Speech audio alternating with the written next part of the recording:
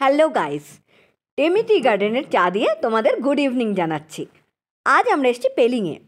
এখানে এসে আমরা আমাদের ড্রাইভার সাহেব প্রথমে আমাদের নিয়ে গেছিলো একটা রোড সাইড রেস্টুরেন্টে।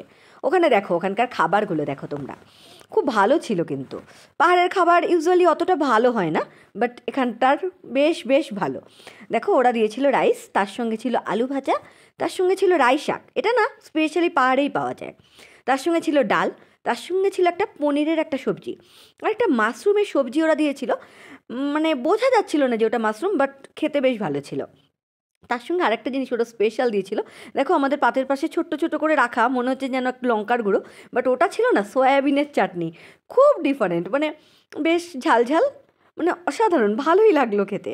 ঠিক আছে, আর তার সঙ্গে ওরা দিয়েছিল এক বাটি টক দই, যেটা খুব ভালো লাগছিলো। এবং আমরা সারাদিন জার্নি করে এনজিপি থেকে উঠেছি, তো মনে হচ্ছিলো যেন ওই টক দইটা খেয়ে অনেকটা রিফ্রেশ হয়ে গেলাম। প্লিজ সাবস্ক্রাইব করে দিও, কেমন?